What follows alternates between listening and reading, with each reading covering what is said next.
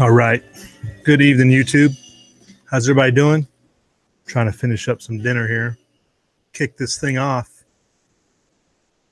Caught my eye. I figured I would address it separate from any other news reporting because it's got a lot more discussion that can go behind it. So good evening. How's everybody doing? Those who join us, appreciate it. Put your comments out there. Let's hear it. See what's going on. But this came across the radar today. We talked about this back in the winter.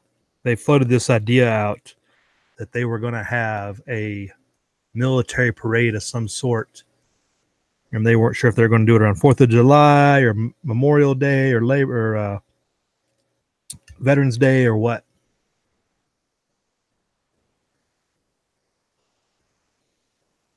And this popped out today with the estimate of the parade was now estimated to cost $92 million. And I had to look it up real quick. We did it when we did that chat back in the winter. I had mentioned that the article we were looking at that time was Trump's parade was going to cost more than the 1991 parade, which was around $12 million. And I said in that chat, I was like, I bet you it costs over $40 million nowadays by today's dollars. Well, I was way off.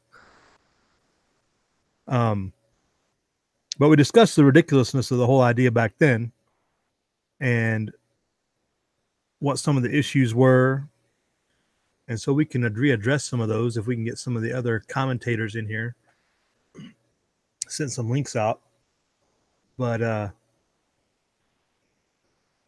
it's more than just the cost that's at issue here.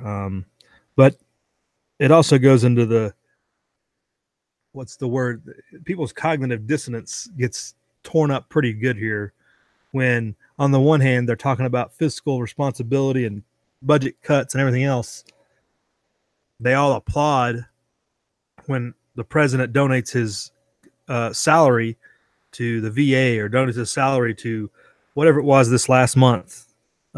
He's been putting a press release out for the, every time he does that, which is all well and good, but that's nothing compared to spending $92 million for a parade. I don't hear, it's like crickets, or it's either that or they're loudly applauding the effort that they want this to happen, which I haven't necessarily heard. People don't really talk about it. That's why I'm saying it's crickets, because most people just try to let it slide by, let it lay where it lies, if you will. You don't hear a lot of people on the conservative side, in particular, the strong Trump MAGA people, talk about it. On this time around, originally they were pretty strongly like, yes, the parade, troops deserve a parade, etc. But now this comes out, it's been crickets today that I've seen, and it should be, because, or there should be some criticism, because there's no fiscal responsibility. And what's really the point of it? Granted, it's around Veterans Day, yes, but what is the real point? And that's the thing that nobody gets. Everybody's calling it the President's Parade, and it shouldn't be that. And he could go a long way to solving that by naming it, giving a purpose behind it, really putting out an effort of what it's about. But you haven't heard that, have you? Or I haven't, by all means. So this article came out today at noon. Hey, M. Long, thanks for coming in, checking in the chat first. You beat me even when I was just trying to tell people to stand by, right? But yeah, and that's what I was kind of going to get to next, M. Long, is if we're doing a parade because we're bringing everybody home, I'll be the first to lead it. We'll go out there. I'll carry the flag and everything. If we want to have a parade because we're bringing everybody out of Afghanistan, everybody out of Yemen, everybody out of Africa, Horn of Africa, Somalia, Japan, Okinawa, Germany, all these places. And the list goes on and on, where soldiers, Marines, and sailors and airmen are stationed that they shouldn't be if we were functioning the way of a constitutional republic. If we're bringing them home and we were going to have a parade for that, I would lead the way by all means. But I doubt that's the case. I doubt that's what's going to happen with this whole deal. And unfortunately, my full rant is not going to be feel the full weight, because just a few hours ago they recanted some of this, and we'll get into that next. But I want to go through this article about the budget of this whole thing. But it was scheduled to take place on November 10th, and it's going to feature armored vehicles, aircraft flyovers, and period uniforms, which would be like all the various different periods of military history: colonial uniform, revolutionary, Civil War uniforms, World War One. I'm sure that's what they would have involved in the parade and whatnot. So historical perspective, all that good stuff. So, and it says it right here in the first sentence, which I was going to get to the next article that I've got pulled up. This after this was published, this is only published 12 hours ago. It's been postponed. The military put out a statement. We'll get out to that next. But again, it's shaping up to cost $80 million more than initially estimated. And I don't think that initial estimate, that's not a true figure, because that initial number they were using back in the winter was the 1991, that the parade from the Gulf War One Kuwait invasion deal was $12 million. And I think everybody knew that it was going to cost more than that. I don't think that was a solid estimate, but I said 40 million, more than 40 million, and I was way off. But it's estimated to cost $92 million. The figure consists of $50 million from the Pentagon and $42 million from interagency partners, such as the Department of Homeland Security, because of course they got to throw this big dragnet of personnel, drones, cameras, and everything around this thing to pull it off. Initial estimate last month pegged the prospective cost for a parade at $12 million. Oh, and I did not see that. Somebody actually foolishly estimated $12 million to do something like that. That's pretty ridiculous. We'll have to pull that up. That was a CNBC article? They were way off. I could have told them that. Just to gas and get those armored vehicles and aircraft in the air is millions of dollars, It looks like it was from Military Times. You think they would know better. Initial cost for Trump military parade comes in at 12 million. That was July 18th. Boy, did they prove to be wrong. Military Times has gotten horrible at writing articles and just reporting things. Like they didn't even try to investigate that, I don't think, or they would have put some more thought into that. But getting back here, I'll put those links in the bottom there. If anybody else wants to pull them up for your own amusement, your own joyous noise to the world on that.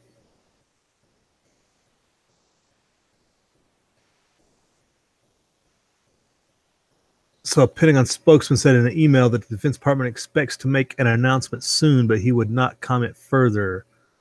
The White House referred questions to the Defense Department. Everybody's pointing the finger at somebody else.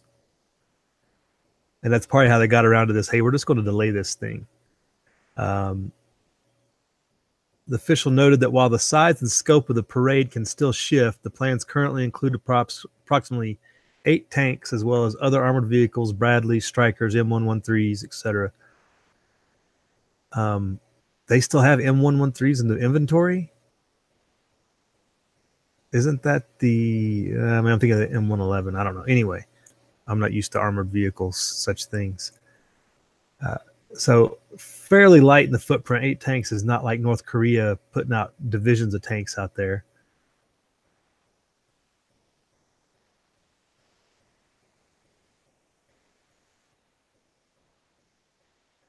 They put there were concerns that the Abrams tank, which weighs just shy of 70 tons, would ruin Washington D.C.'s infrastructure. Analysis found that because of the vehicle's distributed weight and track pads, the streets of the nation's capital would not be compromised.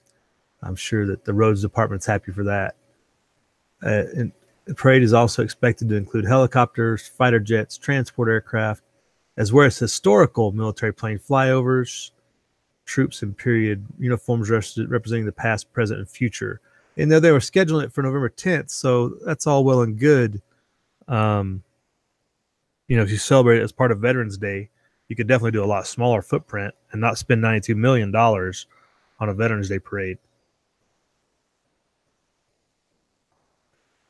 But as I mentioned back in the winter, Trump's inspired by the French's Bastille Day.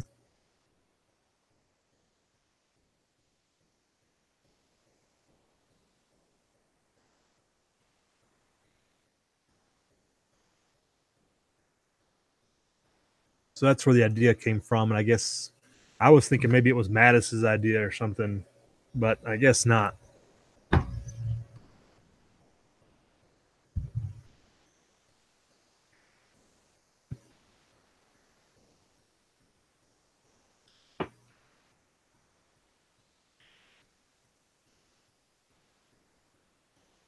And they bring up the tweet that Trump put out after the North Korea negotiations. We save a fortune by not doing war games as long as we are negotiating in good faith. Both sides are. So that was back in June when they were speaking of North Korea when we canceled those war games, Team Spirit and everything, I think, or whichever. Team Spirit's earlier in the spring, I think. But anyway, saying we save money on that, but yet go out there and spend all this money on this. Like, yeah, you're not really being genuine when you do something like that.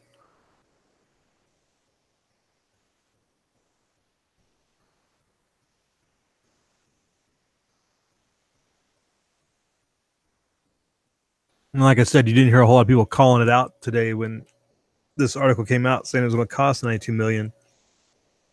You didn't hear a lot of people, concerned. I didn't see any posts about it. Kind of went under the radar, I guess, but it was like on front page on CNBC because it is money related.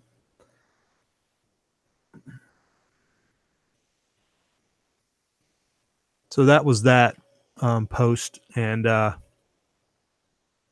it's just kind of getting ridiculous. But somebody had enough common sense, I guess, in the interim, in the 12 hours or about 10 hours that lapsed from when this got posted.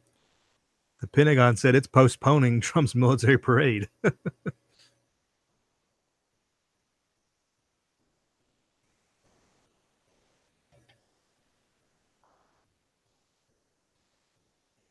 So a lot of backtracking going on in the Pentagon, it looks like.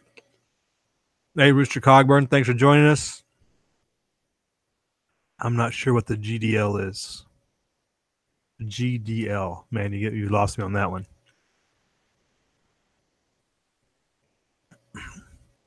Maybe invade the Cayman Islands, says M Long, to get our trillions back from missing from the Pentagon, right? So the M113 is that tracked personnel carrier. It's that older one. Okay, I was thinking that was M111 or something, but yeah, whichever. Hey, Poison Stinger, good evening. How you doing? Bunch of liars. You got a link, Poison. I don't know what your internet service is like now, but if you want to come in later or something, this is only going to be about a 2-hour gig. I don't think we're going to go much longer than that. It is a weeknight. So we won't drag this into the Zero Dark 30 hour unless something really interesting comes up. Like we get the German invasion and Bikes in here to translate. Evening, Bikes, thanks for coming. Yeah, the initial estimate from this article, Military Times, back in July was 12 million. And I went back and reviewed our chat from back in the spring or winter when we talked about this originally, and I said it would be 40 million, and I was way off. Because they're looking at 92 million, and it's probably mostly DHS costs. I'll even believe. And it even broke it down in this other article real quick just to back up. The DHS cost portion of this was 42 million, 50 million from the Pentagon. So all the troops, movement, fuel, and all that stuff is 50 million. All the security and event planning and all that other stuff, Homeland Security, is 42 million estimates, of course. So it would probably go over 100 million, because nobody ever meets budget on something hokey as this, right? But shortly thereafter, the Pentagon postpones it, which is comical, but yet almost refreshing that somebody had the common sense to say, hey, maybe we shouldn't do this. Not only for political reasons, budgetary reasons, and we just don't really need it. And, well, maybe something's afoot with China. I don't know.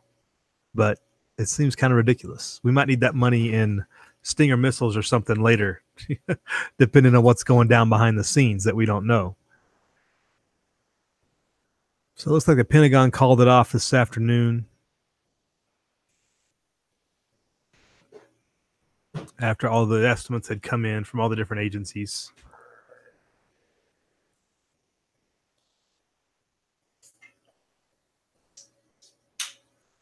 And again, whoever made that initial estimate of 12 million should be fired because they did no research whatsoever. They just made up a number, probably. So that was just the update. Defense Department spokesman Colonel Rob Manning was the one that announced the parade postponement. Good for him. Give him a NAM for that. Now he's probably an Army colonel, so give him a Army Achievement Medal. But yeah, comical, concerning, but then again, in the end, kind of reassuring that somebody has some common sense potentially, maybe. We don't know yet.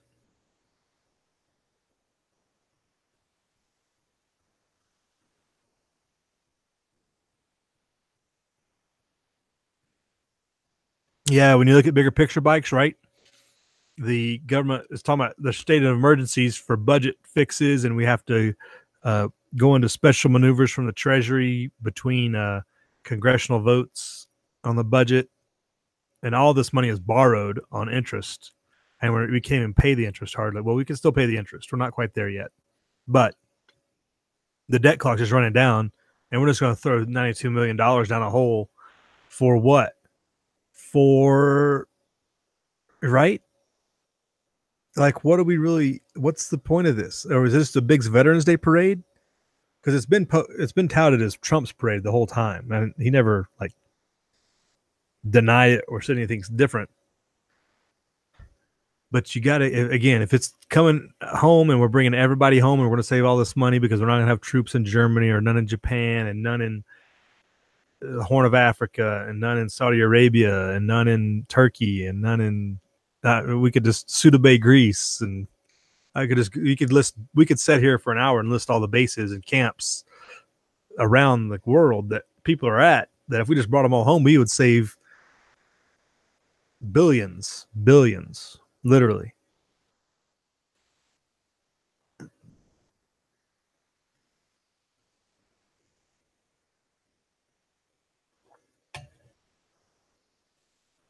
Hey, David Dunn. Good evening. Welcome. Yeah, the debt ceiling bikes, like it's not of a concern anymore. I don't remember if the last vote, because there's a way Congress can vote to basically eliminate the debt ceiling until the next budget year, and then they'll reassess the budget ceiling. I'm not sure where that happened last time or not. So I'm not sure where we are on a debt ceiling. Saints and Sappers have joined us. Good evening, sir. One each. When you get to two each, Saints, let me know, because if you got two of you showing up, we might have. We need to work on that program. We need to duplicate that process. That'd be very valuable if we could all duplicate ourselves.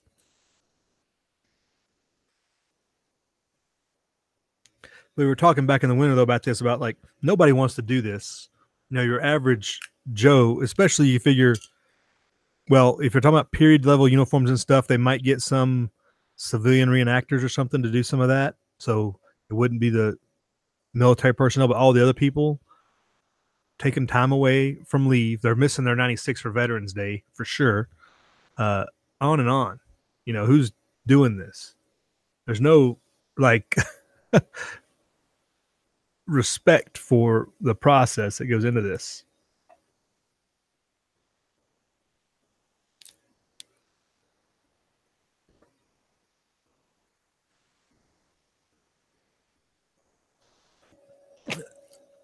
Hey, David, the usual suspects, I think, are out there in the chat room with you, it looks like.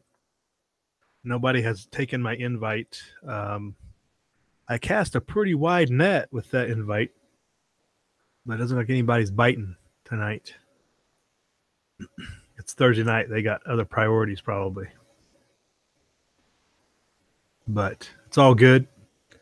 I want to get this out because I wouldn't be able to hit it up in the morning. And anybody that's checking in on the morning chat, just a heads up, it won't be your standard chat. I'm trying to figure out how we're going to do it. It's probably going to start a little bit later. It's going to be probably a drive time commute thing. I'm not going to do the standard news in the morning. But we'll do something that looks like, but I don't know how I can pull it off yet. If that makes sense.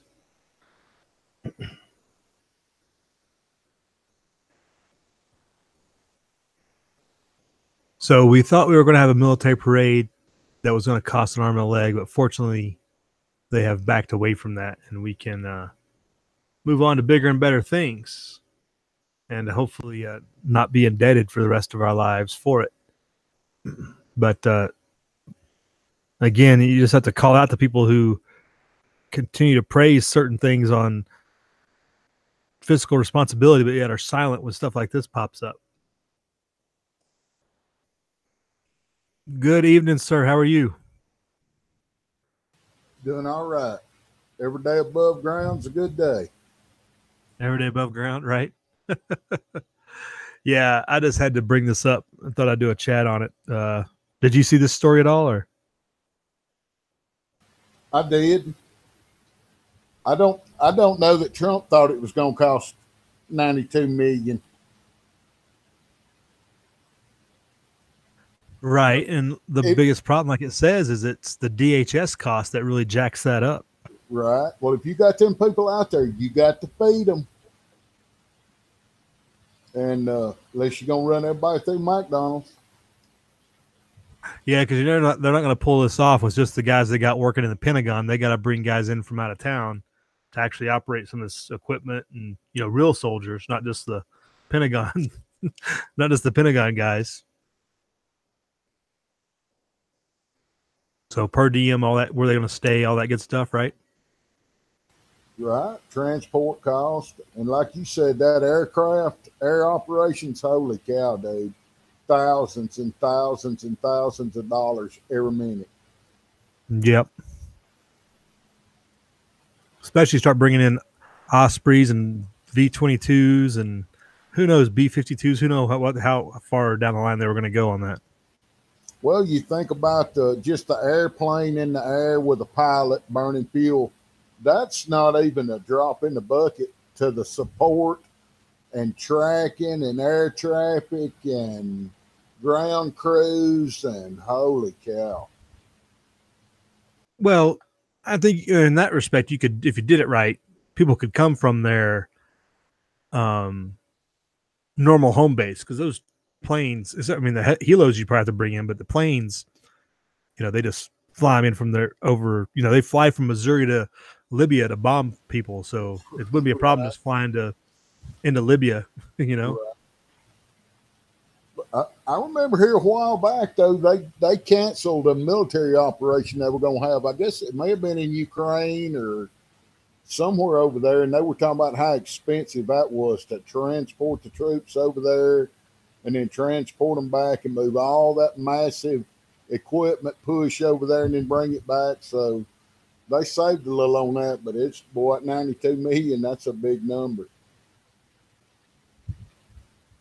Right. I know that's, there's a lot of Marine battalions that would like to put that towards some ammo and some training. I know that. Just break it up and give it to the troops. Here's the money. Yeah, where was the slush fund they were going to budget for this anyway? Like, it wasn't in the Defense Authorization Act. It probably wasn't budgeted in there. They just have some slush fund they're going to dip into, which wouldn't surprise me. Yeah. Have you seen a boondoggle like this before? I don't remember anything coming to this level in the past 30, 40 years. No, not. If they did, they hid the cost of it. It wasn't. Holy cow, man! They can't even agree to buy a shovel. How they gonna pull that off? Agree to buy what? They won't even agree. Congress and them up there won't even agree to buy a shovel. So how are they gonna pull this off?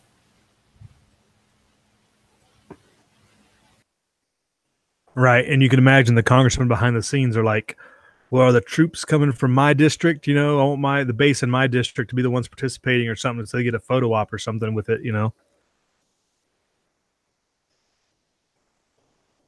Like all the lobbying behind the scenes to make everybody, get a good image out there that they probably wanted, show that they're strong on defense or something.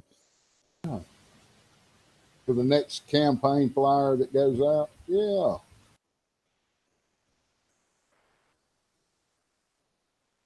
Right.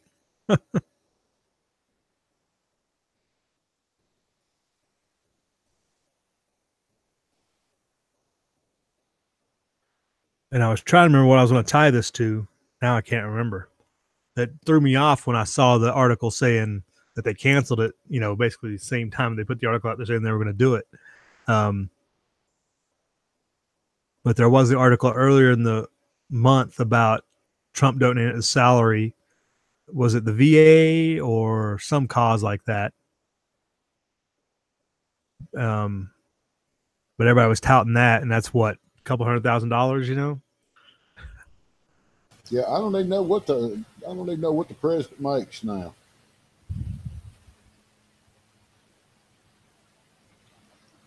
I know Congress, you go check some of those people's bank accounts, and they got more money in the bank than what they're getting paid. I don't know whether it just magically appears or.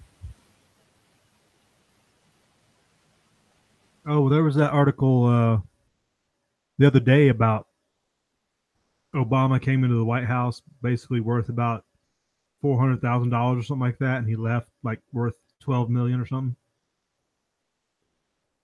That's right. It seems to be the common theme with all of them. Pretty much all of them go in, not dirt poor, but just to make a couple $100,000, and they leave millionaires. Funny how that works.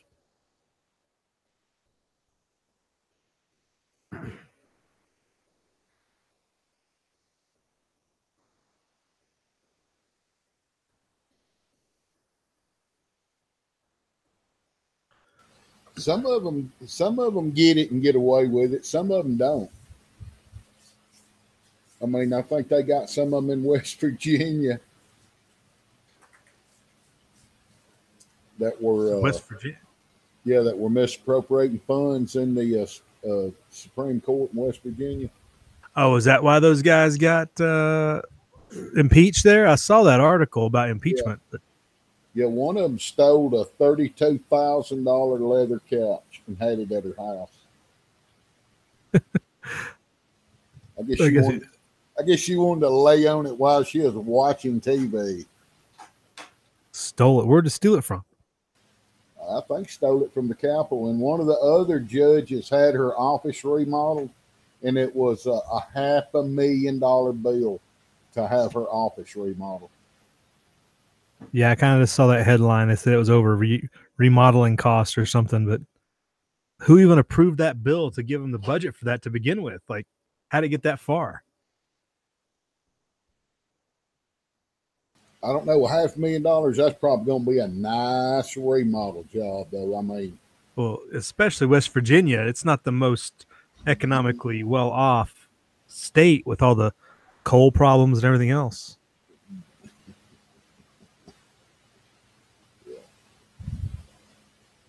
But they probably need to do some of that in Pentagon, everywhere else. It's like you said, that $92 million, before it's all said and done, that'll turn into $1.2 million or $1.2 billion. You know, whatever it'll. Right. $120 billion. It'll go crazy. Oh, we went over budget again. Yeah. Give us some more money. We're over budget. That's the way government works, right? Seems to be the case most of the time.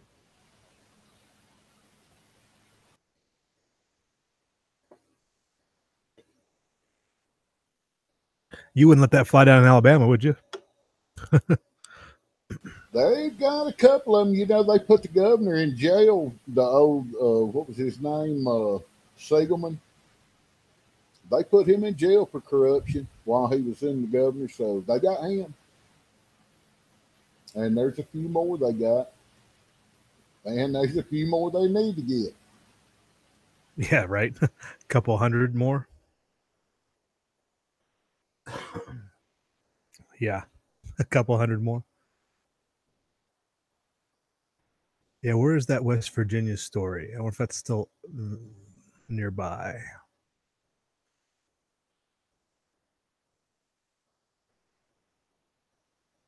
Let's see here.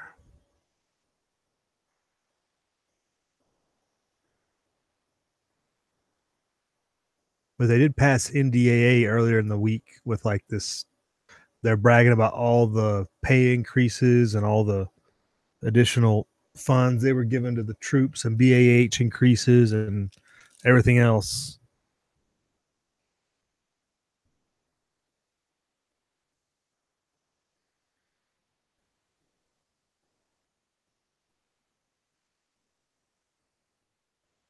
Hey, out in the side chat, so I got Guns and Glories join us. How you doing? Good evening. We're just commenting on this debacle that is the military parade from no return. Tactical Tony's joining. Nevada Tony, sorry, not tactical anymore, just Nevada Tony has joined us out there. This is fixing to be Frontier Tony's what this is going to be. Sodbuster Tony, that'd be a good one. Sodbuster. Yeah, it's going to be interesting. I made a video today talking about a little bit about Tony doing that, and just it's going to be step by step. He should be able to document it all. It ain't going to happen fast. Now I don't know about the terrain exactly where he's at, but there's some of that out there that, man, it takes pretty good tiller to bust it up. You can't just bust it up with a regular tiller. It's like trying to chop into the sidewalk. Oh. Well, considering all the vegetation out there, it looked like it was pretty decent soil. Mm-hmm. Farmer Tony's going to be set.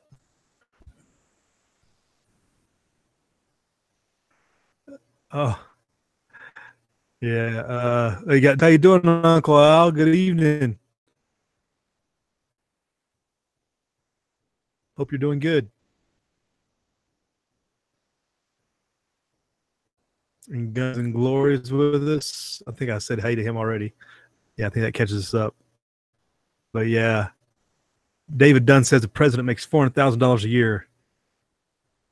Okay, I guess that's about right. So that'd break his monthly salary down to what? What would that make a monthly salary? $35,000 or something? Roughly.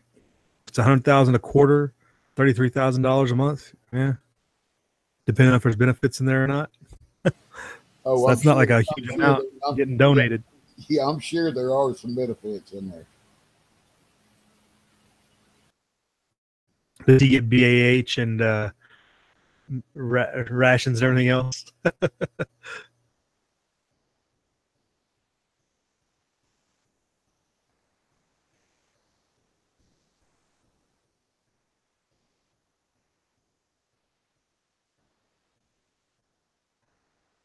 Yeah, Rooster. Tony does think he's pretty tough with that blue wrench out there. Seems like he's the only guy out there. All the blue wrenches are disappeared tonight. So you guys gonna be able to run amok.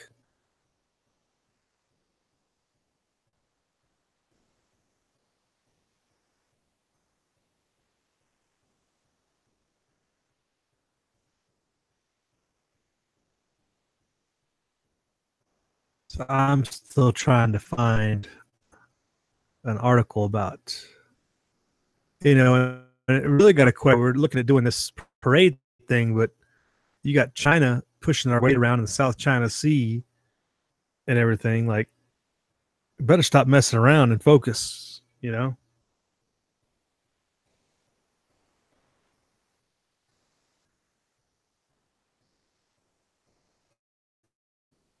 China's not slowing down. They've got their plans laid out, and I imagine they're running pretty close to they're chasing the clock.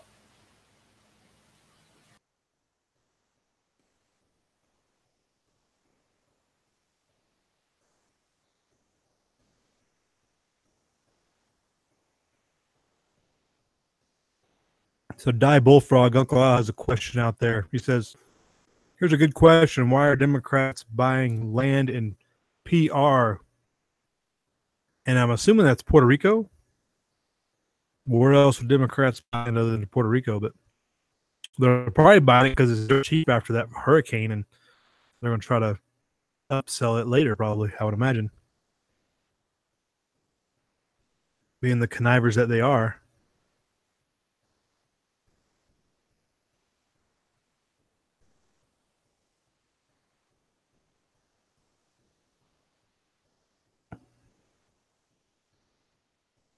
That if I heard a Democrat congressman was buying land, I would only assume they're looking for an advantage somewhere. Oh, look at this. Pentagon whistleblower. I wonder if it has anything to do with the Pentagon spending money.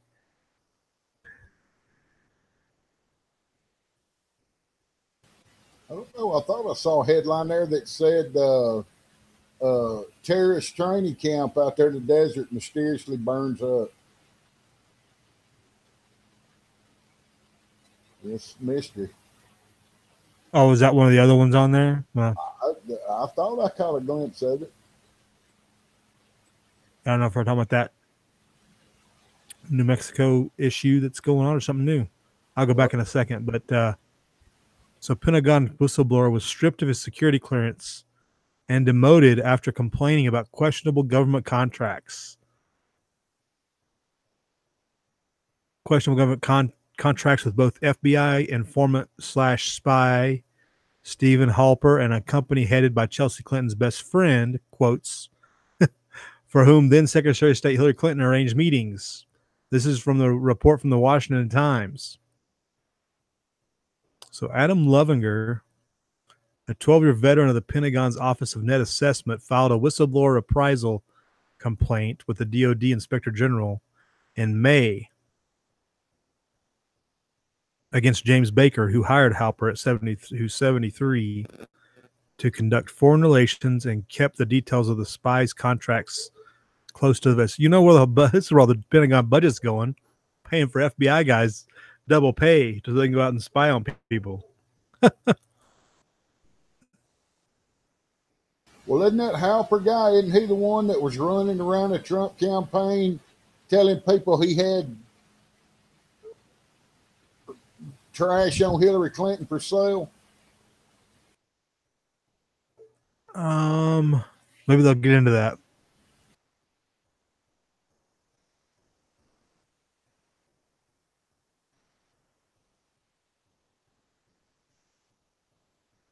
So at that point, Lovinger, again, that's the whistleblower, Lovinger, wouldn't have known that Halper was a spy working with the FBI and DOJ on Operation Crossfire Hurricane, the code name for the Obama administration's counterintelligence operation against the Trump campaign.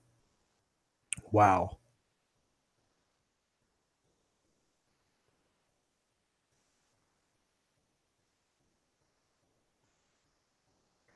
Lovinger wrote in an October 2016 internal email to higher ups, the moral hazard associated with the Washington headquarters services contracting with Stephen Halper. It said Mr. Baker hired Mr. Halper to conduct foreign relations, a job that should be confined to government officials. Little did Lovinger know that Halper was a government official. He's an undercover FBI double agent guy. That's just crazy.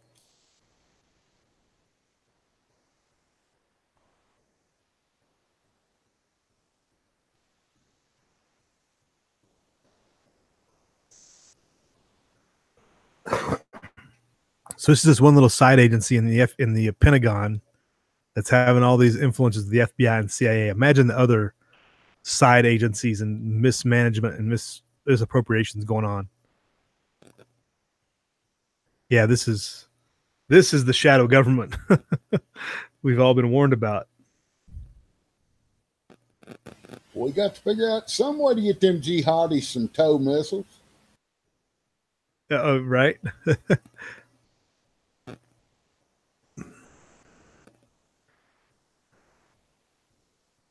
Hard to overthrow regimes with no weapons.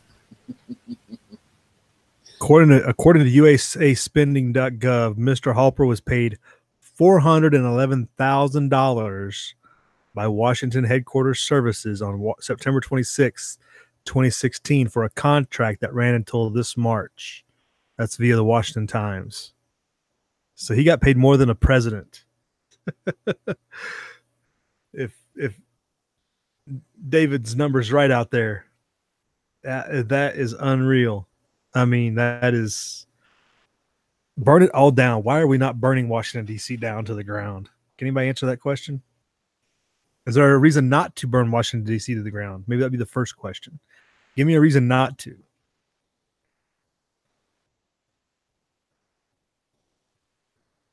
And actually, I guess we'd have to include Northern Virginia because the Pentagon is technically across the river, correct?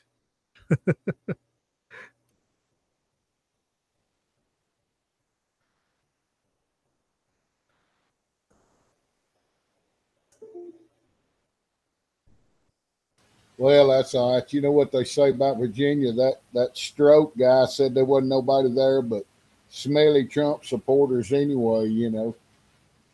Oh, man, Northern Virginia is crawling with SJW, left-wing radicals. I mean, it's full of communists. The Army of Northern Virginia would be ashamed. They wouldn't have surrendered if they would have known it would come to this. Let's put it that way.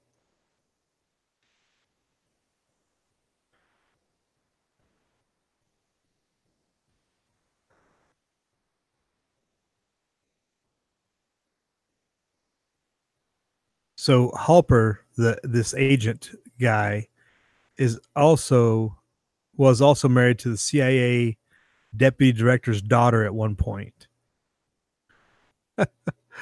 Oh, he's catching them coming and going, isn't he?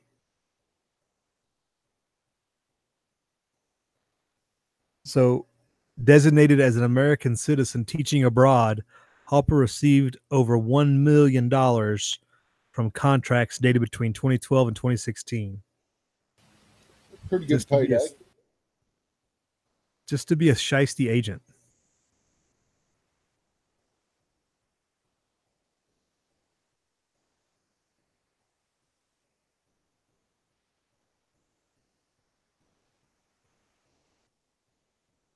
That's the one award for 411,000. Get out of here.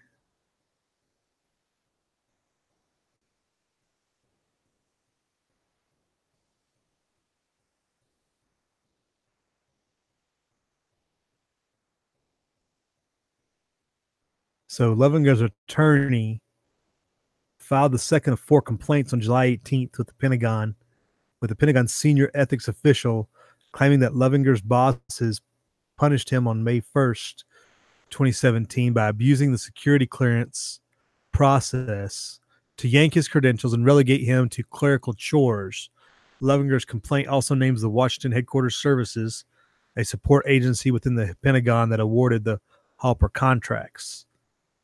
As it turns out, one of the 2 contractors, Mr. Levenger, explicitly warned his ONA supervisors about misusing in 2016 was none other than Halper, wrote the lawyer in the ethics complaint, which referred to the contracts as cronyism and corruption. Well, that's one good man trying to do yeoman's work, trying to take down the man, but he's definitely fighting an uphill battle. You want to see somebody fighting the deep state? That's the guy right there, right?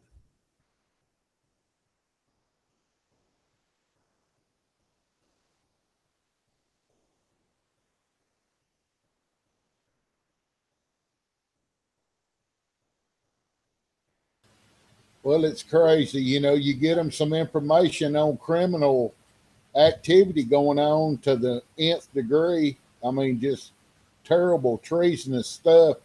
And they don't go after it. They were like, well, you shouldn't have told nobody. We're going to put you in jail. So they go after the guy that, it's just stupid, bizarro world.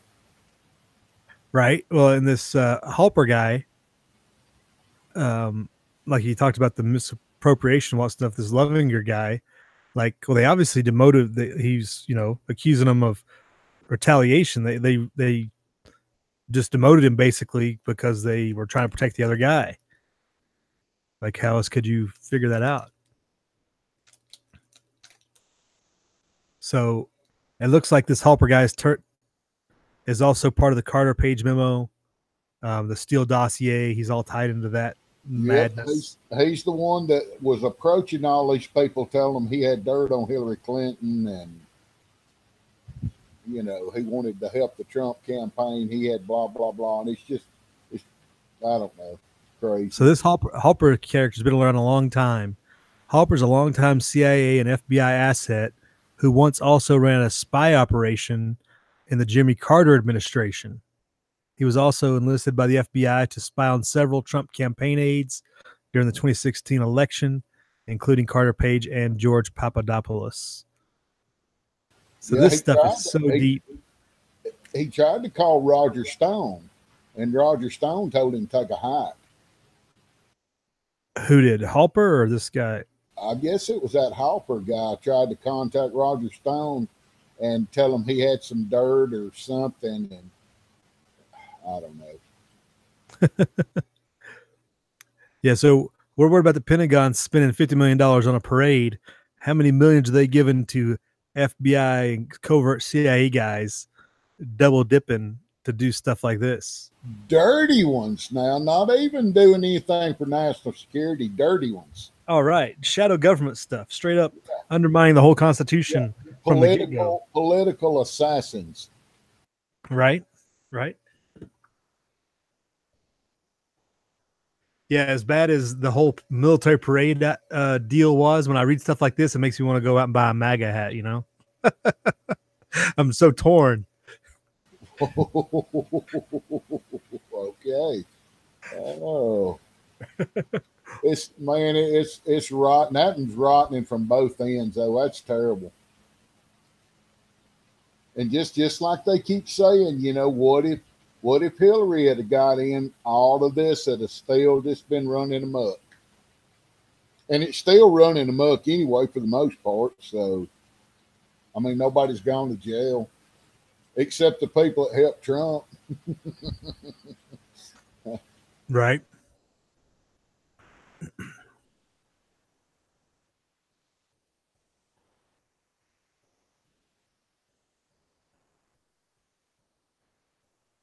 Yeah, this has got. I'll put this in the comments. Let me put this out in the side chat just so everybody can pull it up if you want to. This is pretty interesting stuff. We'll put it in the description box for later reference as well. But yeah, this is stuff you can't make up. This is like movie stuff.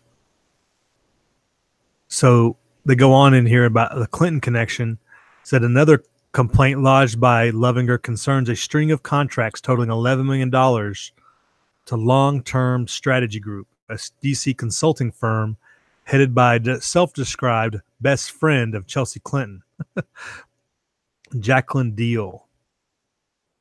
The Washington Free Beacon reported in October that then Secretary of State Clinton arranged meetings in 2009 between Deal and Pentagon officials to discuss contracts, to which Deal says no award resulted directly or indirectly from the actions or influence of Secretary Clinton. Right.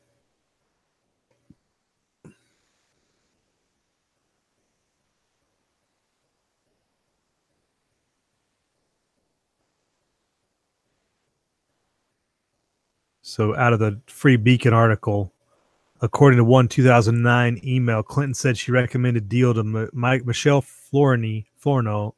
How do you say that? Flournoy? What a name. Flournoy, the newly installed Undersecretary of Defense for Policy, who was seeking young women to mentor. Sure she was. Deal, a specialist in China affairs, worked at the White House as a press aide for First Lady Clinton in the 90s. Wrote back to Clinton saying she would meet Flournoy on May 5th, 2009, and stated, "Thank you very much for making this happen." Later that month, Deal thanked Clinton for all the encouragement and help with DOD. Right?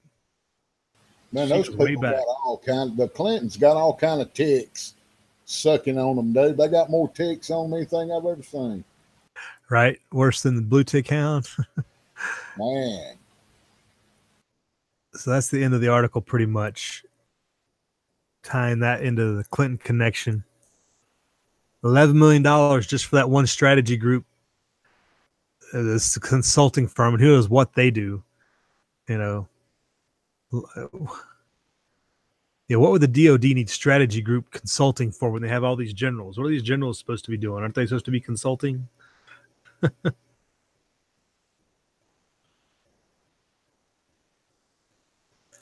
That was always my assumption, you know? Yeah, it makes you wonder.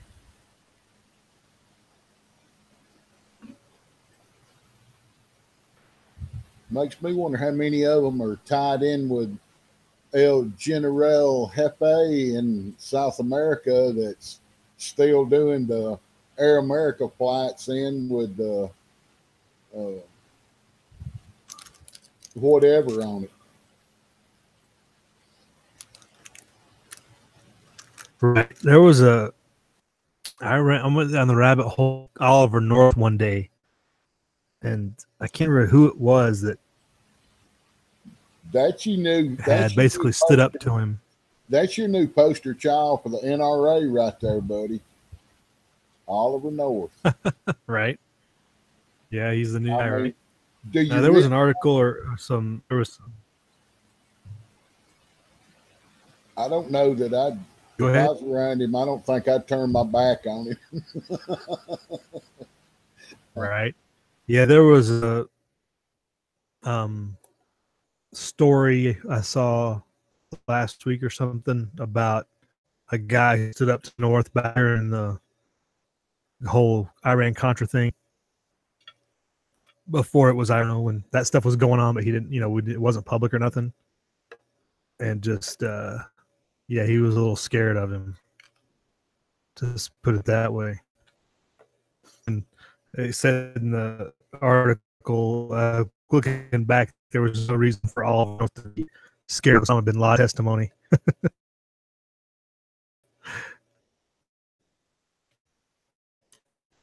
But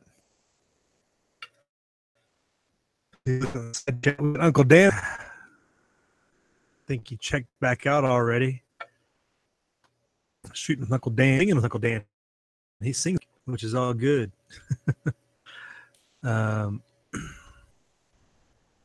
Uncle Al checked out on us. Have a good evening.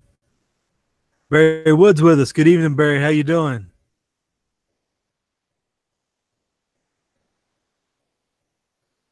M. Long says, Mr. Ollie, Mr. Rex 84. ZP Survival's with us. Good evening. How you doing?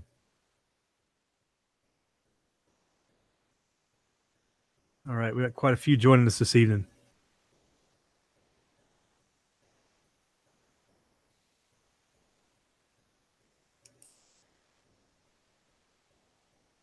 I guess Tony's not going to join us in the chat. He's going to hang out in the chat room, or he went to bed already, one or the other. Yeah, I thought he'd have to get in and give us the up to the minute there on the Pioneer Homestead situation. Yeah, what his status is on getting that situated. That'd be good, right? I tell you, it's easy to get discouraged. I'm sure you get out there for the first time, you ain't got nothing but an axe and a shovel, and you look around and go, man, I can't do nothing. But you got to do it anyway. Do something, It's like I was telling him, start walking around piling up rocks, get you some natural material piled up.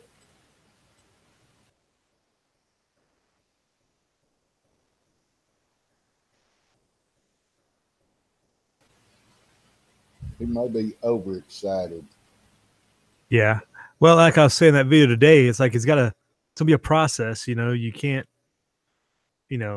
have a vision, but know that it's gonna have to be flexible and just get through it. I mean, I don't know. Tony's probably one of the better people to get in that situation, because just getting that land has been a 4-year process of different, looking at different places, getting, you can't afford that, getting shot down, whatever, that didn't work out, getting job changes, and switching around.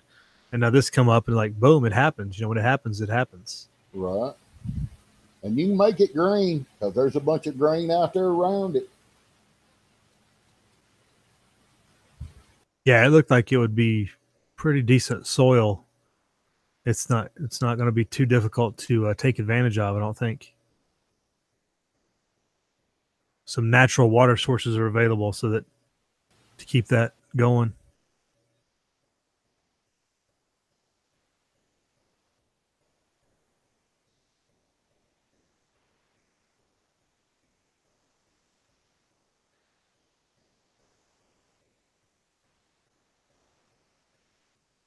Hey, Harmony, good evening. Thanks for joining us out there in the side chat.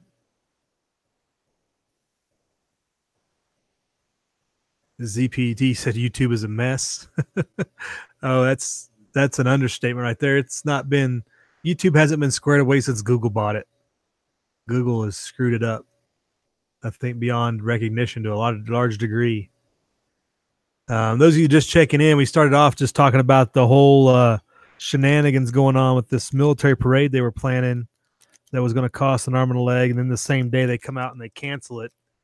And we were just reminiscing about, we were talking about this back in the winter on a chat, and the just military overspending that goes on.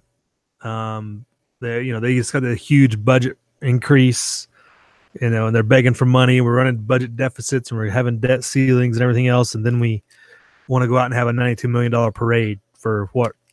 Really, it doesn't make any sense. Nobody's looking out for us, if you will, in a lot of those situations. Red October's here. What are you doing up so late, Red? Past your bedtime. What's going on?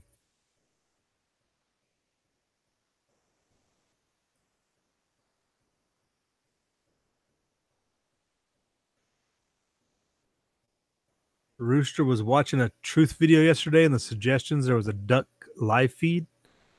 Nice. There's a channel that does, who is the guy? Does a daily duck video. He's got a bunch of ducks, and he does a daily video of his morning routine with the ducks or whatever. I can't remember what the name of that channel is. It's one of the prepper channels, though, Homestead channel. He's got ducks, and he's got a whole slew of them. They do their daily routine, feed them and whatnot. It's all cool when you get to watch animals like that. Animals are a good stress reliever. Red October just got up from his nap. All right, Roger. We're not going to be here long. We maybe kick it another hour. Where it's a weeknight, so everybody's got to get up for school in the morning, right?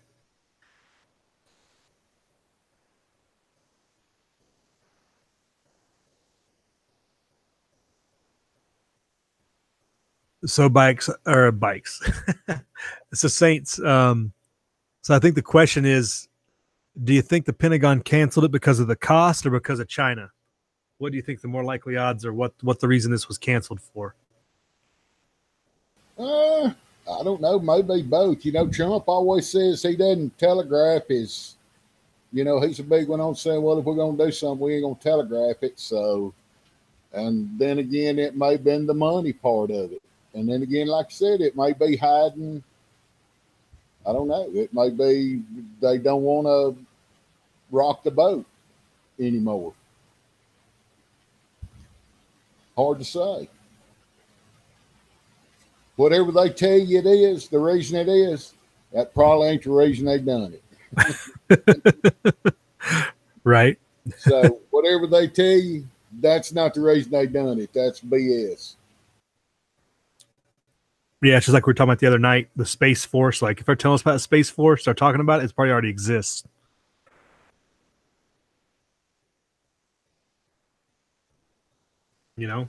Well, when they had the shuttle going, a bunch of shuttle missions were Air Force. This was a Defense Department mission, or this was for the, whatever, blah, blah, government, all secret. So I'm sure they did some of it then. Well, and it's like they do these, that was X-37 or whatever mission, the whole inner space around the world supersonic flights they were working on. Right. That all happened and nobody knew anything else about it. It's like you just saw an article. We've done this, basically supersonic trips around the world. Yeah, NASA's not making headlines a lot anymore. If you call that NASA, they direct you to the International Space Station. We have 24/7 viewing. Would you like to look at the Earth from 20 miles up or whatever,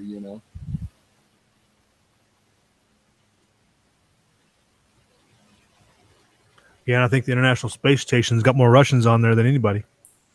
Yeah, and it was funny. There's something they didn't want to let the Chinese go up there. They won't let the Chinese hook their pod up for some reason. So, yeah. Oh, really? The Chinese have a pod up there, but it's not hooked into the. No, they won't let them do it. Everybody's got their own little module. The Russian side and the American side, and this, that, and the other. And I think the Chinese wanted to put their dealio up there, and they didn't get to. That reminds me, I saw a story about the Chinese space race. Was it in the Drudge, maybe? The last couple of days. Now, I'm thinking of the Chinese military article. There's an article about the Chinese just really getting fit and training and being ready to take us on in the. Oh, speak of the devil there. Look at that. X-37B space plane nears 1 year in orbit. Speak of the devil. See, we speak and it happens. So yeah, as we're just talking about Saints, there's the X-37B. It's been in orbit for a year. There you go.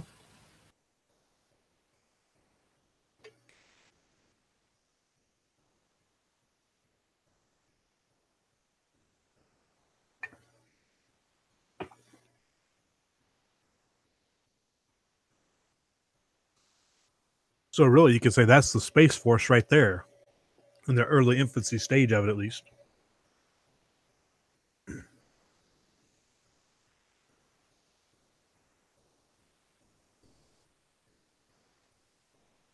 Well, like I said that day, I used to make a joke about the door gunner on the space shuttle. I ain't saying that no more.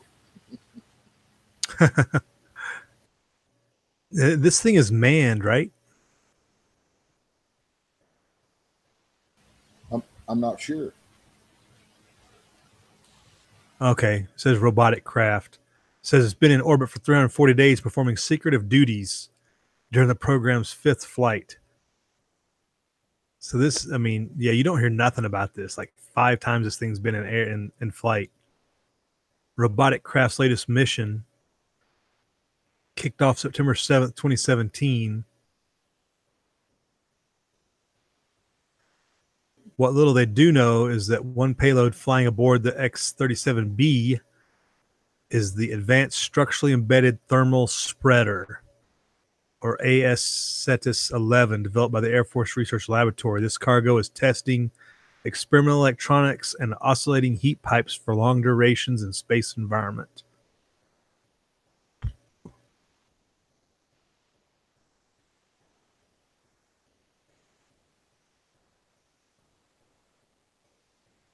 Each X-37B mission has set a new flight duration record for the program.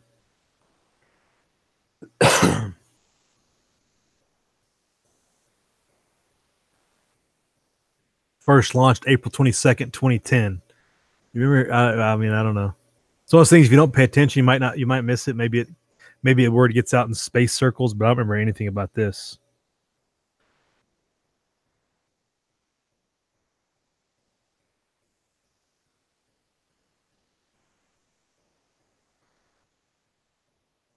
Flew again in March 2011. It was in orbit near 675 days before coming down in October of 2014. Mike and Stud says that's all BS. Ain't none of it true. Is Earth flat, or is he just saying that? They're just flying in circles like round and round on a record. Well, it's hard to say. There's so much things. You know, we know, yeah, some things are propaganda or misinformation. What's real, what's not. But I mean, this is isn't outside the realm of possibility, though. I mean, it's not that complex technology or anything. Says the orbit is about 220 miles high.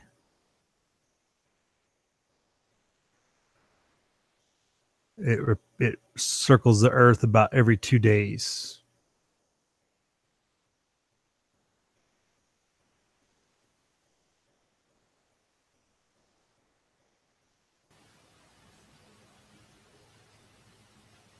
And probably taking pictures of every square inch it flies over. Well, I thought Google Maps was good enough for that. I mean, how many more inches do you need photographed? Yeah, right. Hey, we got Stan Ulch in here. What's going on, Stan? I haven't seen you in a chat in a minute, or at least not one of my chats. I mean, I see you're on the internet, I guess. Good to see you. We talk about Canada all the time, and you're never around.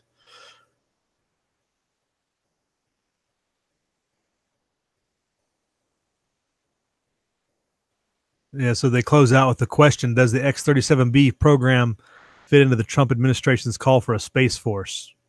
I think that's easily a yes answer, right? Says, ironically, the X-37B is exactly the type of program toward giving the U.S. flexibility of operations in space that seems to be prompting the current push for a space force. Yeah, are already underway. Yeah, like we were saying, if they're talking about it, it's already happening. No doubt. That's a simple conclusion to reach, wouldn't you say?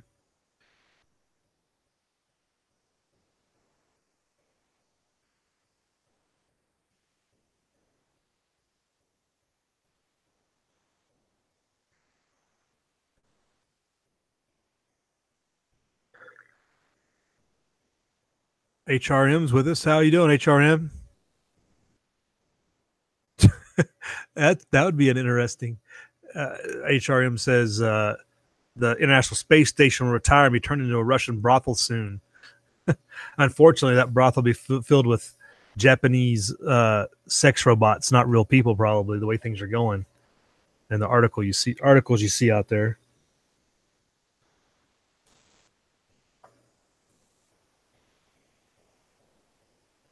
There's an article the other day, I think it was on CNBC even, saying like 60% of those robots get sent to the U.S. That's just crazy. Remember where you heard it first, people. Oh, I said that a while back that these all these liberals that are running around with the pink funky looking hats on, the P hats on, they're gonna be replaced with Chinese sex dolls, robotic sex slaves. I'm telling you. Right. Old man retires. He's got a $500,000 savings put up there, and bless his heart, old Bessie, she just gripes every day. So he's gonna take his money and his little battery charger and his little new little remote control robot wife, and he's out of there. Oh man, that's scary. I think it's the young billionaires you got to worry about more than anybody. It's depopulation. Yeah, they get too crazy. They'll end up killing themselves. So you really don't have to worry about them being real daring. But yeah, they're into the ultra weird.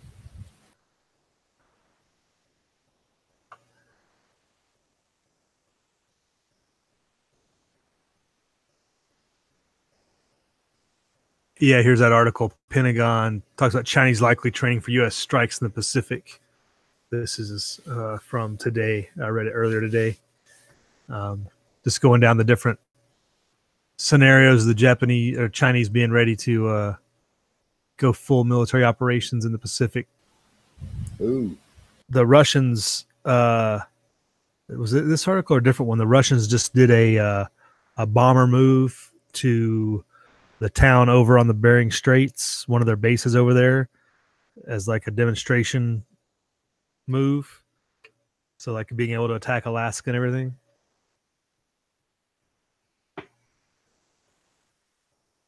So this would be a good reason to cancel a military parade, wouldn't you say?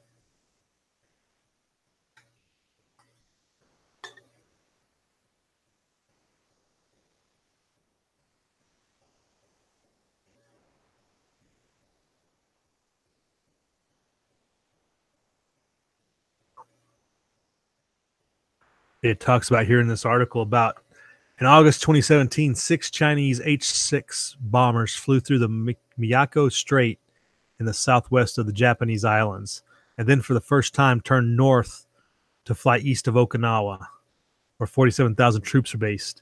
And you can't imagine you having a bomber run coming down on Okinawa. Like, where do you go? You're sitting there. There's no bunkers. There's no place to run. Like, and all of a sudden you got Chinese bombs dropping on you. That'd be a bad day.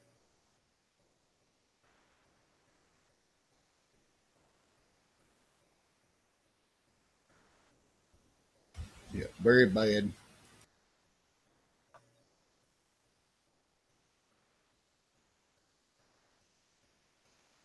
You think about all these bases we have in other countries, they're not set up for like frontline bases. They're rear echelon bases. It's all barracks and relaxed living. There's no they're basically staging areas.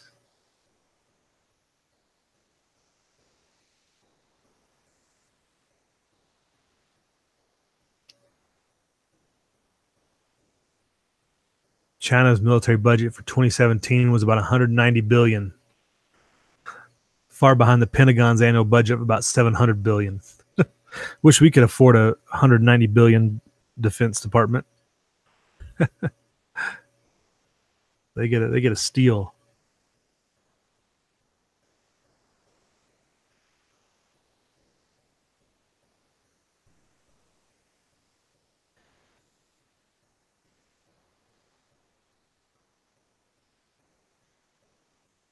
They also talk about the Taiwan contingency in here.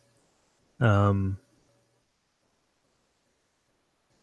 obviously China's always advocated for reuniting with Taiwan.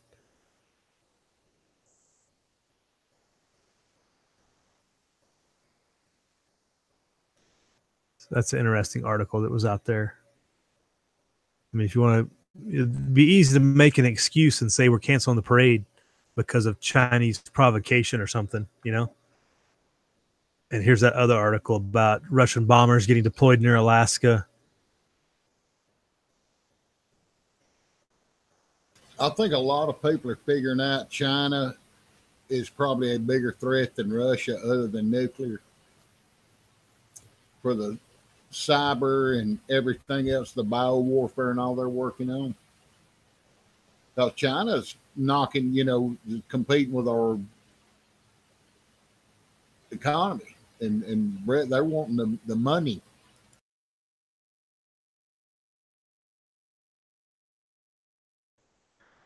Yeah, but we're also so closely tied. We have so much trade we do and import we do from there. I mean, just like this tariff thing is showing, it's like things are so intertwined. Anybody going against anybody better have a real strong reason. The rest of it's just posturing. And I mean, unless China thinks they can gain so many natural resources by going into somewhere like the South China Sea, which they're in the South China Sea, but being able to secure the resources there, if they think that's going to be a greater economic benefit than trade with us, the risk has got to outweigh the reward. You know what I'm saying?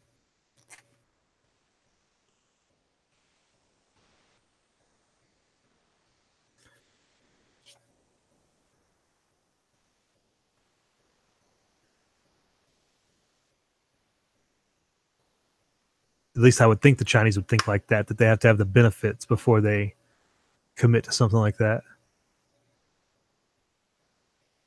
So this article popped up about the Russian military deploying 2 nuclear-capable strategic bombers to the easternmost peninsula near Alaska for an Air Force exercise.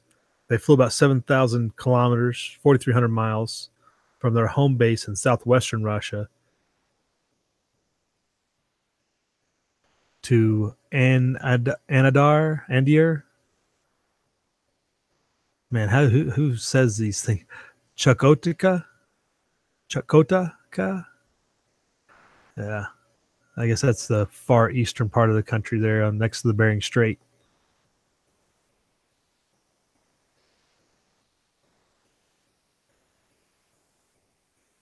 The flight demonstrated Russian bombers could be deployed close to the U.S., which I don't know why they wouldn't be. I mean, you figure they were deployed there during the Cold War, right? Not probably a lot's changed there. And that's a real small time. What is the Evansville Intelligencer? Like, what kind of paper is that? Like, why did that even pop on the radar? Like, such a small paper to have a story like that. It's things that get into papers like that you really got to pay attention to, because that's probably where the real news comes out. It's not the New York Times or the Chicago Tribune or whatever. Hey, looks like Mac and Stood checked out on us. See you later. Thanks for checking in.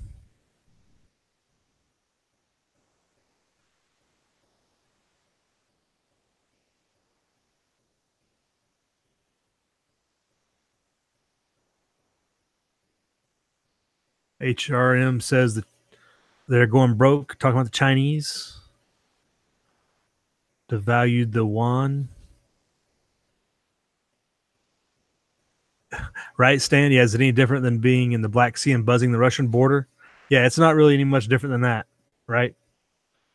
It is not much different. It's brinksmanship to a certain extent.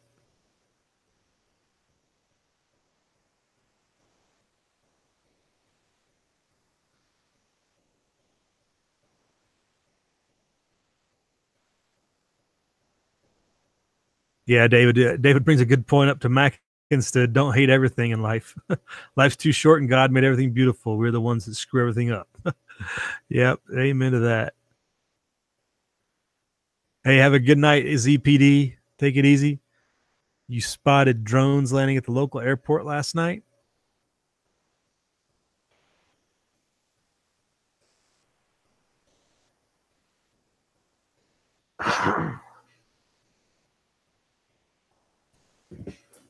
Have a good night, ZPD. Talk to you later.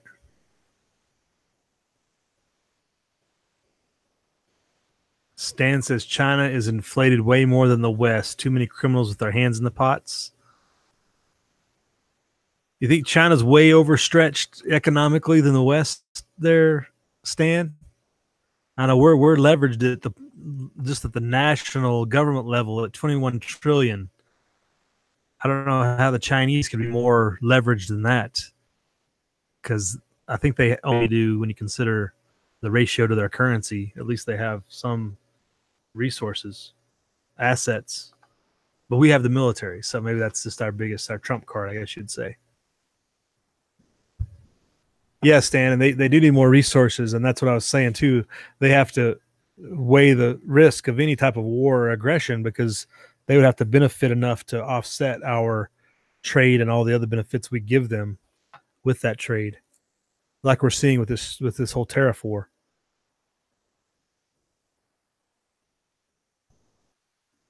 It looks like Tony's not going to check in with us. Bike's deuced out. Still links.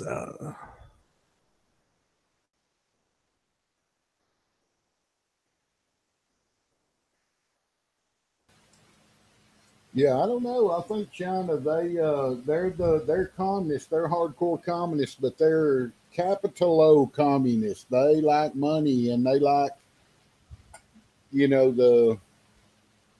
they're not satisfied now with the party clothing, two colors, gray and black. They've moved toward capitalism with their manifesto. Yeah, the new generation definitely, younger generation definitely angles that way. Mm-hmm.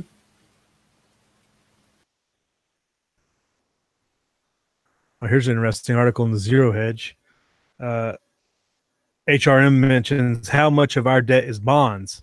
Well, not only that, but who owns those bonds? Who's bought those bonds? I mean, there was a story last week about Russia sold off a bunch of their bonds, and the bond rate still went down. It wasn't going up. Tells you how crazy and sideways. It's just like everything is so sideways financially. You can't figure out what nothing's working on a way a market should work anymore. With the silver price being at base, was it 14.5 right now? It's all so manipulated by paper that's not backed by anything, and the bonds are basically a lien on labor of Americans. It's the only thing backing that stuff up anymore. There's nothing else that, and the hope that somebody out there is going to use dollars to buy oil, things like that are the only thing backing that stuff up. But this is along that vein there.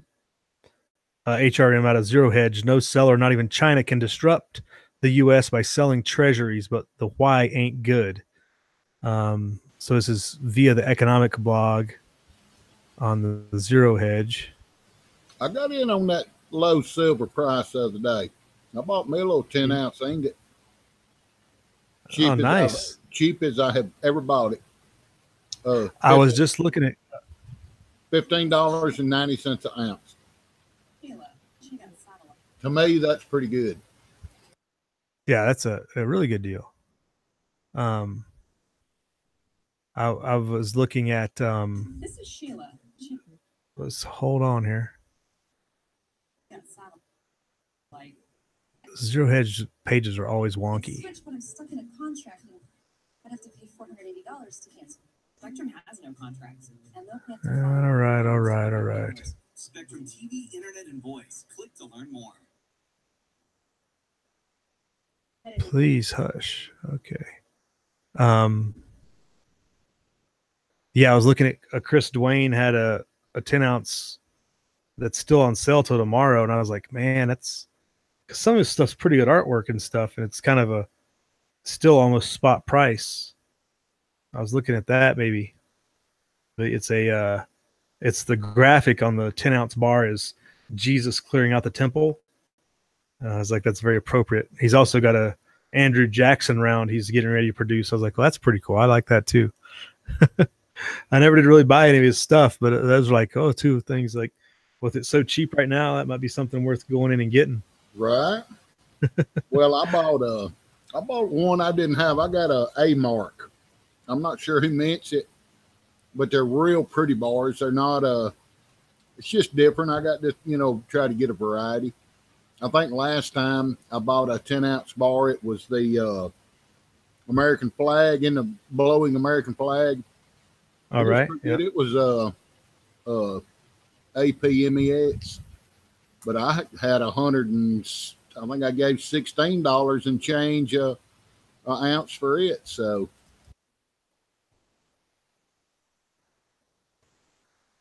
Yeah, there's some pretty good opportunity right now. I mean, you ain't gonna I don't know. I guess it could go lower. Like I said the other night or in a chat last week, it's like I think silver is going to go down to close to zero before when this all falls apart.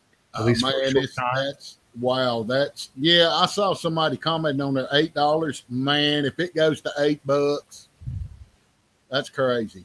Oh, it'll be the end, but there'll be so much hand wringing and stuff, and all the papers, because it's going to be all the paper manipulation getting washed out of the system is what it's going to be. All that paper is going to get flushed back in, just gotten rid of, and that's what is going to cause that. But I've said that it's going to be cheaper before it gets. But the transition after that, when everything clears out, is when silver is going to be worth the most. So that's really what I think of. Silver in ounces and gold in ounces are really quarter ounces for gold. I don't even know if I have a whole ounce of gold. But I think when these people go to cash in their paper silver and they don't have anything there to give them, they'll probably be, because I'm a firm believer, if you don't hold it, you don't own it. Exactly. And that's what's going to cause the initial dip, when it goes down below whatever, it's not going to be zero, because something's always going to be worth something, but the paper market's going to cause the crash to go down to, I don't know, $5, $2, who knows? But it's going to be so cheap that people are just going to dump all of it, and then the real value will come out after that. But it'll probably be in ounces, not in dollars. It's when the transition happens to whatever the next system is or whatever. That's my vision for what I'm really holding silver for. I'm not, I've got some, nice, your numismatic value silver, but not a whole lot. I did a video on all that years ago, and I think I took it down. I can't even find it in my video feed anymore. I think I took that down of, the 3 types of silver to buy and why. You buy your government issued silver like Eagles. You buy your constitutional silver like the old quarters and dimes, and then you got your numismatic value silver, the high end stuff for that, increases in value quickly, potentially just because of the specialty make of it and the rareness of it and everything. But I couldn't find it.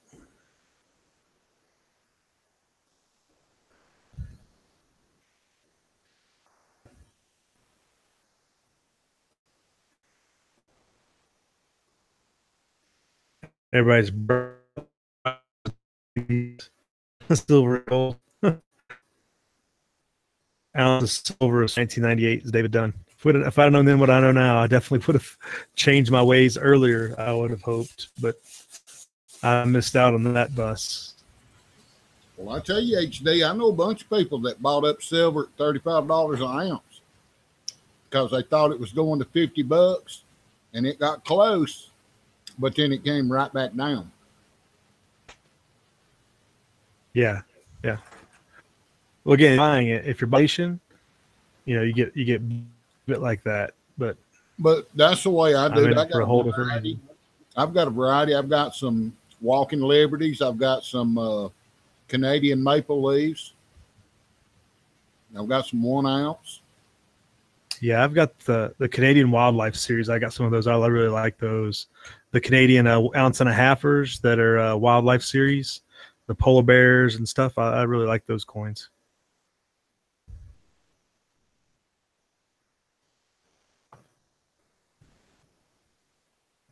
I gave away, not last year, but year before last, I gave away silver dollars for Christmas to everybody. Gave away several of them. Yeah, Stan says he knew a guy in high school that invested in gold and got it for gifts, etc. He'd been doing it since he was a kid.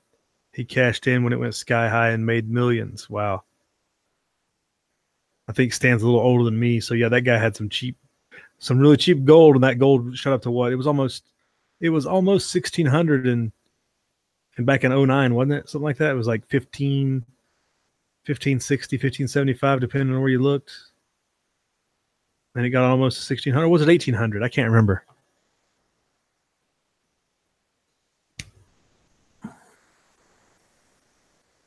But yeah, I could see how that would happen if you got gold every Christmas and every birthday, etc.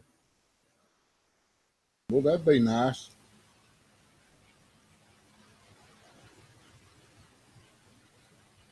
The only gold I've got, I don't have any measured gold. It's like some 24 karat odd and end jewelry. Right. Yeah, I've got some fractional gold, but like I said, I don't even think I have an ounce. I have some 10 ounce, some tenth of an ounce, and a quarter ounce, I think. And I still don't think it adds up to a full ounce. Right. But it's if in the right situation, it can be worth your life potentially. When you look at, especially if our biggest fear, the Chinese have a high value of gold. They have a much better appreciation for it than we do. Like, Right. it could buy your way out of a situation if you had to. What is it they say? 10%. Some people say 10. I've heard some 10, some 20% of your personal wealth needs to be in precious metals or whatever. You ever heard that? Yeah, they talk about diversification. I think I'm probably leveraged a little bit higher than that, but not. I mean, it all depends on what you view as your wealth. Like, Right. if you look at actual, because you think about the things that are potential, because like an IRA has potential, but it doesn't mean it has a real value. It has a base value, but they usually think about the full value of your potential of your IRA as being the value that they use as a percentage when they go against your other physical stuff. Like, I look at it as land, real estate, gold and silver, Nuts and bolts. Yes, sir. That's my value that I have. That's the wealth I have. Like, everything else is notional. Like, my retirement has a value, is worth something, but I don't even consider that part of. Hell, it can be gone with a flip of a switch. Who are you? Right. You were in the military? That's not what this says. Like, seriously, that stuff could disappear so fast. Yeah, really, one accusation and you're out. You're on the outs. Uncle Sam will turn you away in a heartbeat.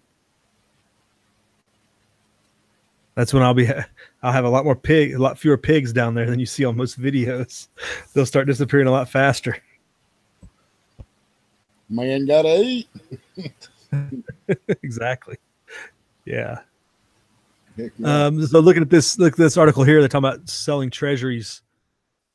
About how a seller cannot disrupt by selling U.S. treasuries, but the why is not good. So he starts off that he often reads that China may retaliate against U.S. trade sanctions by further decreasing their U.S. Treasury holdings, setting Treasury yields significantly higher, thus blowing out U.S. deficit spending on interest payments. Trouble is, Chinese Treasury holdings peaked in 2014 and have been declining since. The Chinese have not ceased accumulating Treasury debt, despite continued record trade surplus with the U.S., resulting in significant dollar surplus, but have been decreasing their holdings. All this according to the Treasury International System. Okay, but this postulation that the Chinese could wound the U.S. via selling a portion or all of its Treasury holdings, as Russia recently did, we talked about that last week, is submarined by the recent actions of the Federal Reserve. Says this based on the magnitude's greater accumulation and subsequent dumping of specific maturities of U.S. Treasury debt done by the Federal Reserve. So, as we've said all along, Federal Reserve is our worst enemy. So going on here, the Federal Reserve accumulated almost $800 billion in 7 to 10-year U.S. Treasury debt. That's the red line in the chart below. That's the red line, and then we'll pull up this chart here when we read this paragraph. From 2009 to 2013, so after the crisis, and then subsequently dumped $600 billion from early 2014 through the most present August 2018 data. And the impact on the 10-year yield, the blue line, the blue area, that's bad. And the impact on the 10-year yield, the blue shaded area chart below, is essentially zero.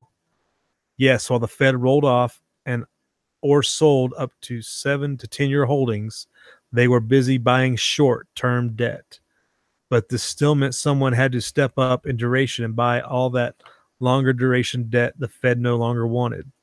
So this is the graph so you guys can better see it. This clicks through here. pull that up. A little clearer. So the red line is the Fed's 7 to 10 year holdings they had since the crisis, down at $82, as it mentions here, up to 879. I'm sorry, that's not dollars. That's billions. 897 billion, and now we're down to 297 billion. The Chinese hold the yellow line. So the Chinese were 167 billion, and over here at 385 billion. And the impact on the 10-year yield is pretty much nil. Over here at 4.2 at the high point, and we're over here at 2.9 today, roughly.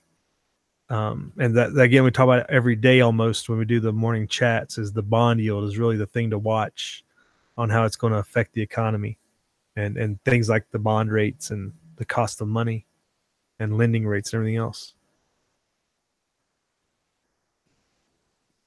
So that's an interesting chart. So the Chinese bond holdings are pretty much flat, like HRM was talking about, looking into who holds our bonds.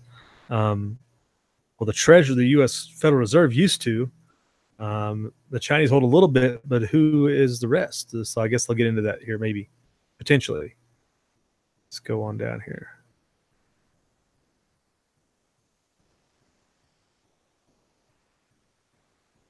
So the chart above estimates the third of Chinese Treasury holdings, likely overestimated, in parentheses there, were of the 7 to 10 year variety. The Fed has already rolled off and sold off 1.5 times more debt than the Chinese even have. The impact on the 10-year Treasury yield, while the Fed plus China rolled off a combined 650 billion of 7 to 10 year debt, is essentially zero. But to explain why the yields did not react, and likely never will, he has to take a step back and highlight the changing underlying population and demographics that are driving this. Oh my goodness, this is going to get way too complicated even for me. But this is as the treasury yields not going up like they should when things sell off like that. It's a huge question. The why is very important. Let's see what the side chat's saying here real quick. Maybe they can catch me up faster than reading this.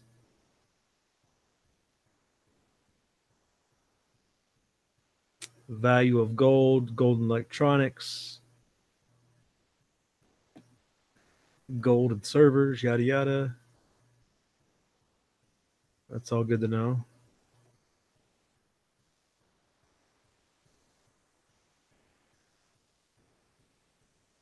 Roger Rooster's talking about his stepson. Rooster's all off topic, talking about dents in his car and stuff. All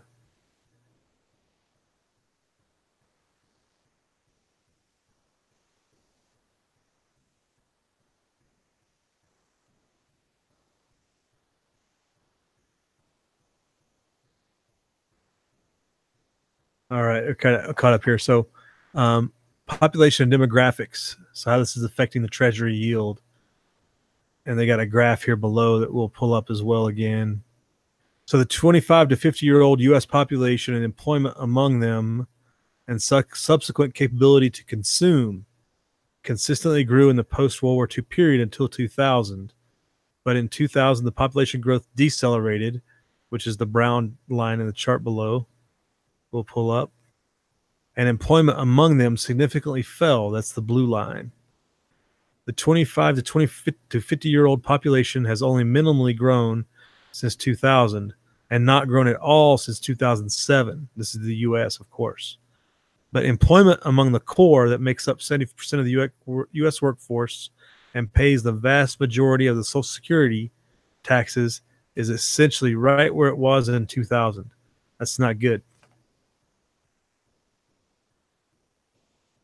So it starts in 1966 to 2018. The 25 to 50-year-old employed is a blue line, which is in millions, 46 million in 66, 100 million today as a percentage of the population.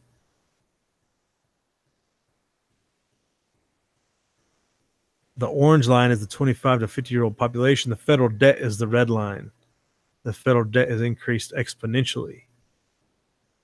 and the FFR, the funds rate percentage versus the federal debt, is the spiked narrow black line. That's hard to make sense of in that graph. We'll read on.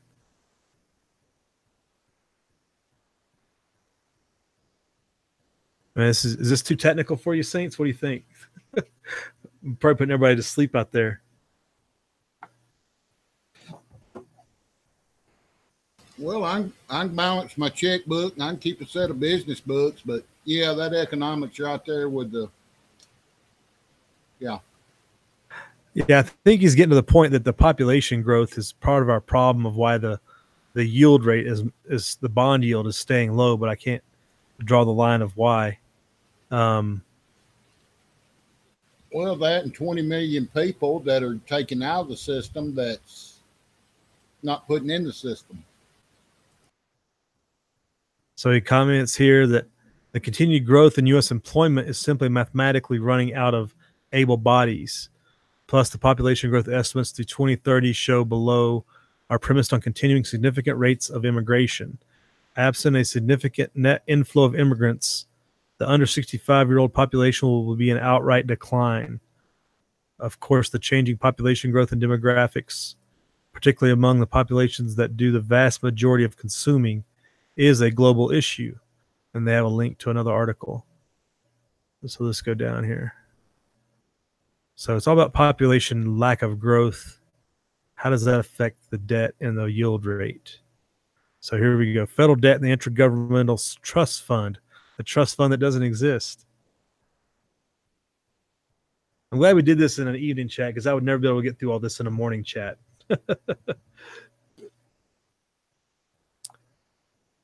First is a look at the U.S. federal debt split between the U.S. public debt and the U.S. intergovernmental debt. Public debt is marketable debt. Intergovernmental debt is Social Security and other trust fund surplus. Up to 2007, the Social Security and other federal trust fund surpluses were mandated to purchase and hold U.S. debt to the tune of 44% of total U.S. debt. But since 2007, federal debt issuance has been skyrocketing while the pace of intergovernmental purchasing continues decelerating. This means 85% of Treasury debt issued since 2007 has been marketable debt and has risen 10.6 trillion versus a 1.8 trillion increase in the intergovernmental trust funds. This is a clean tripling of marketable debt, and the Intergovernmental Trust Fund will peak and begin declining likely prior to 2020, and 100% of all Treasury debt will be marketable from that point forward. So none of it will be bought by trust funds because there's not going to be enough in there because it's all going to be paying out. Okay. Oof, this is... Okay, I still don't see the tide of interest rates, though. Let's get foreigners. Increase in foreign held treasuries. Foreigners purchased 1.3 trillion in net treasury debt from 2008 through 2014. Foreigners stepped up to the plate, nearly tripling their holdings, buying 3.8 trillion in net debt. However, since late 2014, foreigners have not only ceased buying U.S. debt in net, but have followed the Fed's lead and are presently net sellers. They currently hold 6.21 trillion by these numbers. Focusing on the three largest foreign holders of U.S. treasuries, China, Japan, and the Belgium, Luxembourg, Ireland, Cayman Islands, and Switzerland. What they call the BLICS. Belgium, Luxembourg, Ireland, Cayman Islands, and Switzerland. Sound like a good place to hide a bunch of money to me. Yeah, I would think so. China holdings peaked back in 2011, while Japan and the BLICS peaked as QE ended and have been declining. Foreigners lost their appetite for U.S. debt. Okay.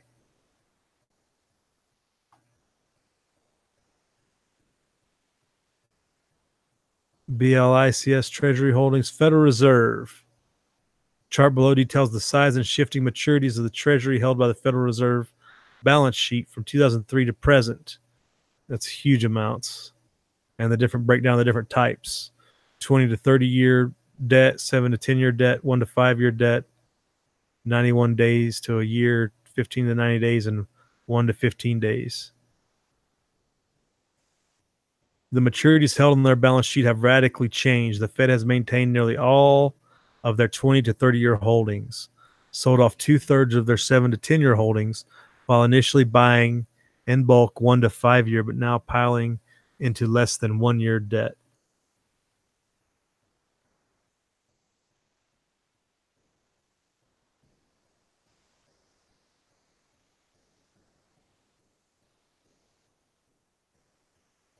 Domestic public treasury holdings. So Americans are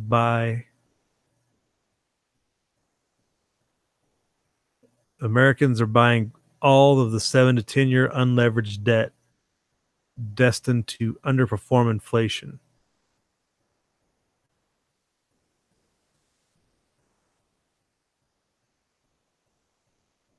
So here's the conclusion.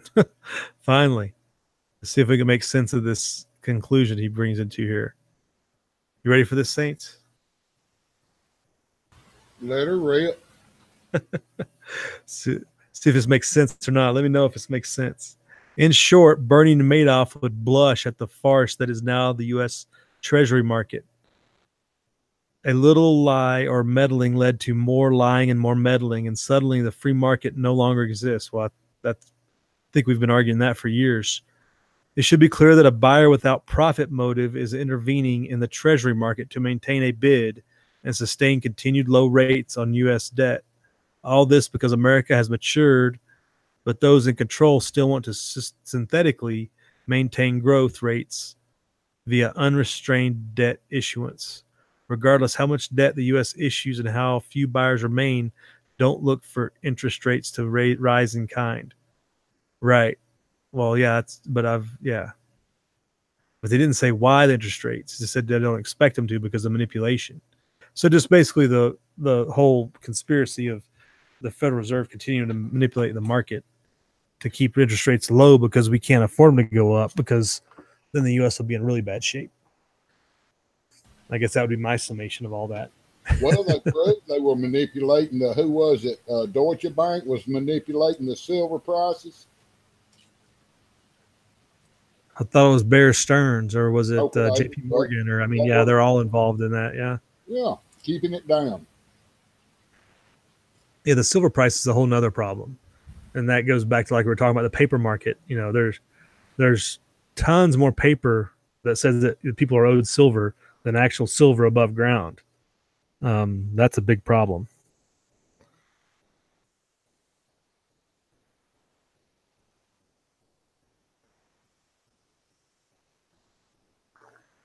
Let's go in the side chat here real quick to see what people are talking about.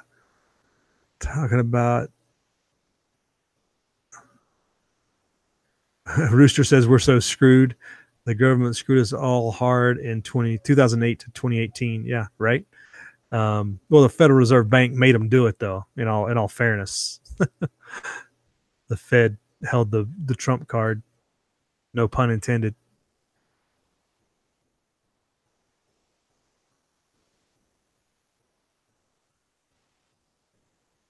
Stan Ulch talking about Canada gun issues.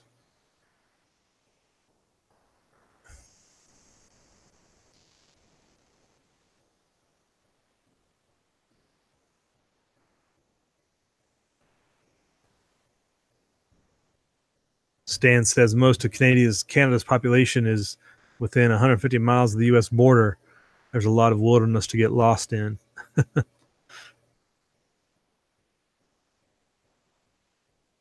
All right, they didn't really hit up the Treasury issue very much.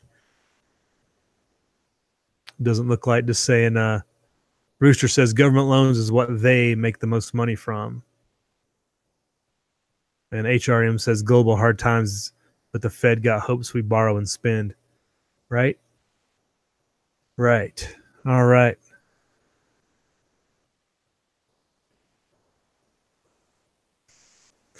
They're arguing out there about the relationship of Canada to the crown and the monarchy, and everybody's going to stand a hard time, I think, about being in Canada.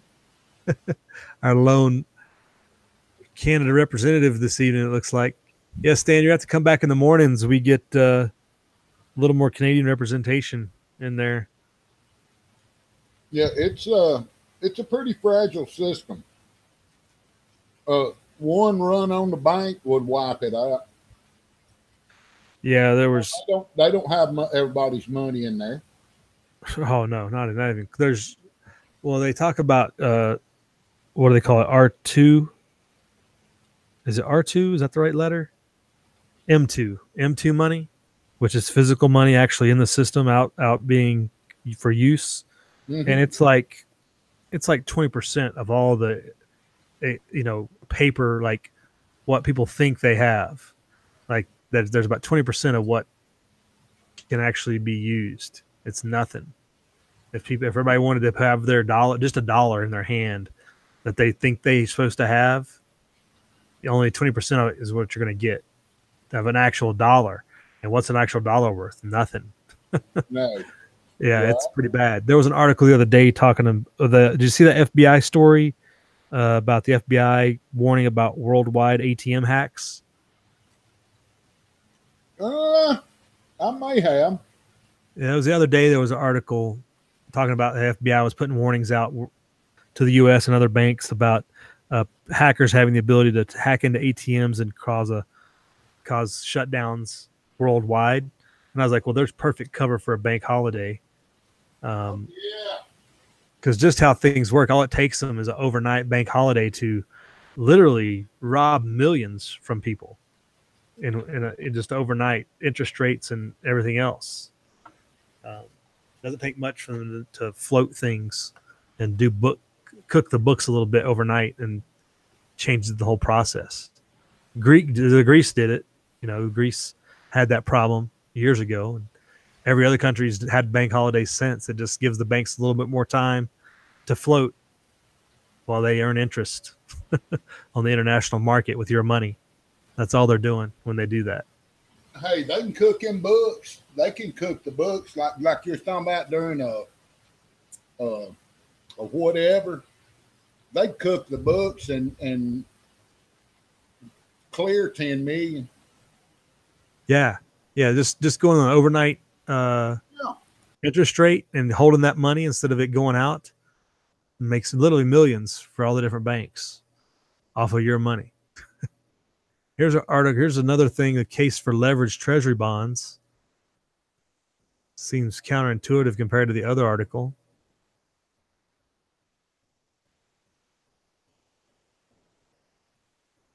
Get prepared for the chaos to come. Snyder fears global financial bear market looms. As usual, Zero Hedge is on the financial point here tonight. They put out so many articles all the time. It's like when I get to them in the morning, everything I've seen at night is already like 2 pages back. It's always hard to get. They put a lot of stuff out. The $250 trillion worldwide debt crisis. I'm sure that would be an interesting read. Police state lockdown. We've been talking about this for a long time. You hear anything new about this New Mexico compound thing?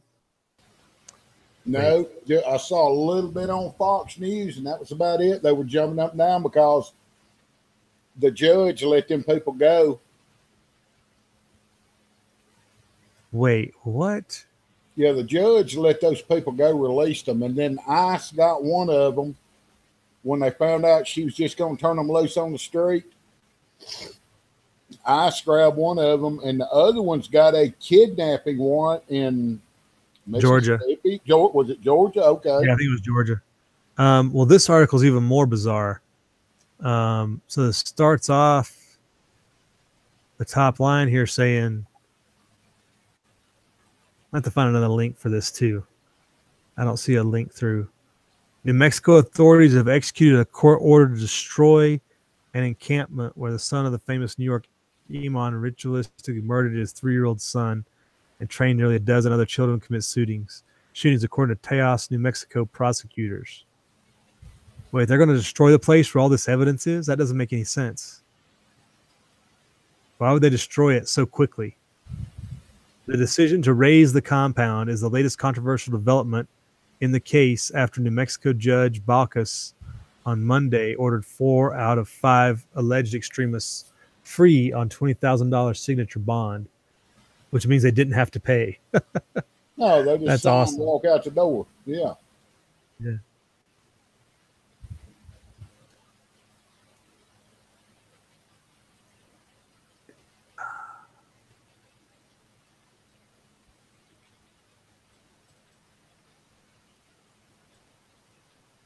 Here's a video on Twitter, NBC News.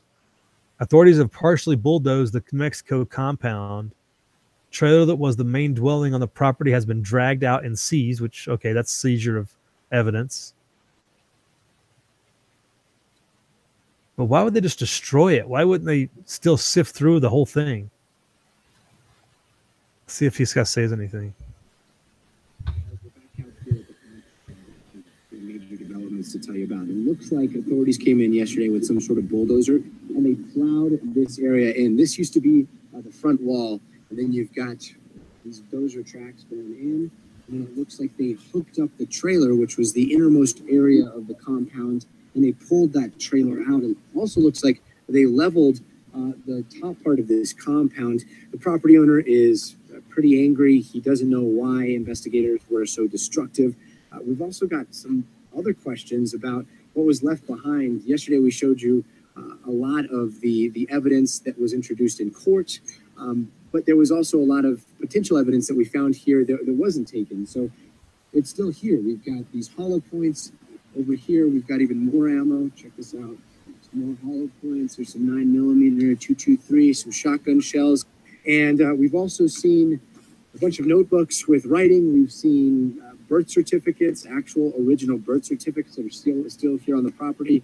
And there is even a bulletproof vest still at the compound. We're not sure why that stuff wasn't taken when investigators were here. Why is there a reporter walking around with evidence on the ground? That's insane. Unless they're done. Oh, we're done. That's right. Like what was it? The San Bernardino shooter. They let everybody go in their apartment and take pictures of all their paperwork laid out on the counter and the bed and all right. that. Remember that? Yeah, I forgot about that. Yeah. Here you go. That's another one. Prime example. Yeah, I thought this thing was shady to begin with because they were known to the FBI, and it just gets worse and worse. We got to give kudos to I think this is the first reporter I've ever seen who could properly identify ammo, though. That's good for him. That got me too. He said some shotgun shells. There's some 223, and I'm thinking, okay, well, this guy here, he actually got a little skills. Yeah, I saw, and you could see I saw the 223 on the ground and whatnot, but it's like he just rattled it off. He knew exactly, like he knew what he was doing. Like that's a surprising. So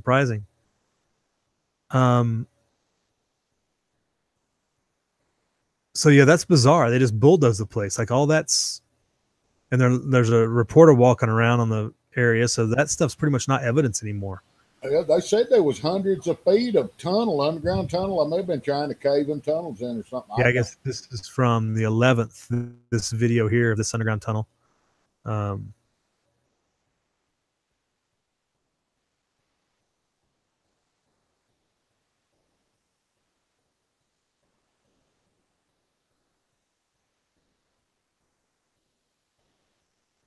And why is this reporter the one guy? You know, it's always suspicious when they have selective.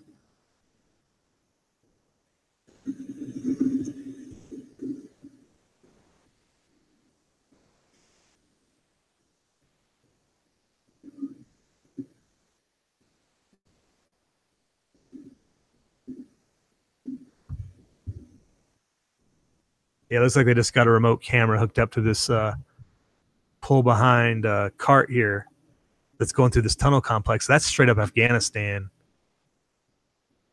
That's like something you'd find in Afghanistan or something. Dude, what about that crap? Places all loaded up.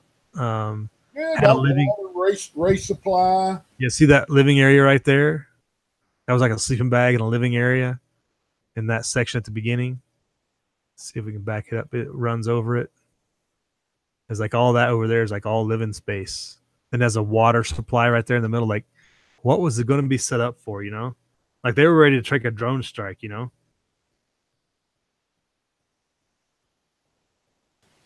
getting underground where they can't be scanned. Right? You can't count the numbers on the compound at night and whatnot. Right. That's straight up. That's right straight out of the desert, isn't it? From their desert to yours.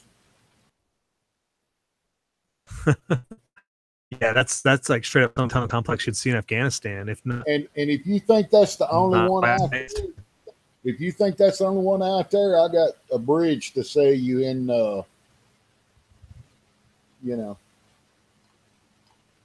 yeah, right. I guarantee you, there's more of them out there, and they're probably way more advanced than that. Sure. Well, these people only been on this property a short period because they had moved around, so they hadn't been at this compound for more than a couple of years. I mean, they didn't have a whole lot of time to develop it, so they had done that in like a year's time or something. And you figure, they're not doing it in the heat of the day, so they're cutting out a lot of time considering how much they live in New Mexico. That cuts out a lot of their work time. Wow, that gets more and more bizarre. Like they're controlled federal people, but if you ask me, the feds had their finger all over them, and they didn't. Yeah, the sheriff did the right thing.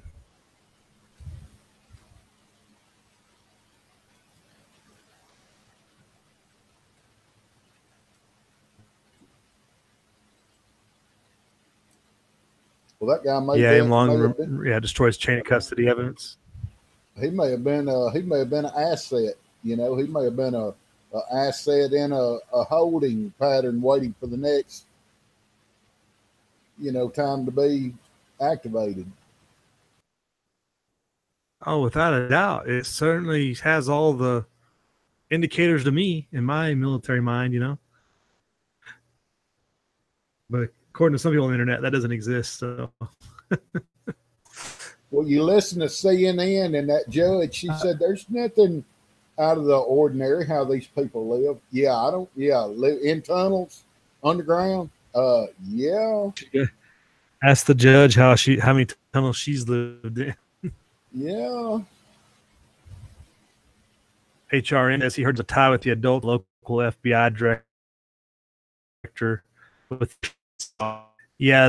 one of the people indicted co-conspirator, the unindicted co-conspirator on the first World Trade Center bombing, the one that blew up the van, blind shake, and all that stuff. He's the son of one of the unindicted co-conspirators, but I haven't heard anything about the FBI. But if they were known to the FBI because of that, the FBI knew everything about them, and they were either controlling them or like they were in like super double secret probation or something. There's no way I didn't know what was going on out there. I don't think. Double secret probation. I hear you. Yeah, right. It could get that thrown out, all that crimes. Yeah, it's all compromised now for sure. That stinks to high heaven, and there won't be a mention of it in 3 days. Yeah, that only thing I've seen out of it. Yeah, that's pretty bizarre. Pretty bizarre. Well, I guess we'll have to go to sleep with that bad memory, bad thoughts in our head. I'm about ready to check it out. You about ready to hit the rack? Wind her down. Play some taps for us. Pull a choke out on it. Yeah, pretty crazy stuff. Yeah, here it is right here. Here's a headline: Politics keeps Americans up at night. So that applies to everybody in the chat, I think.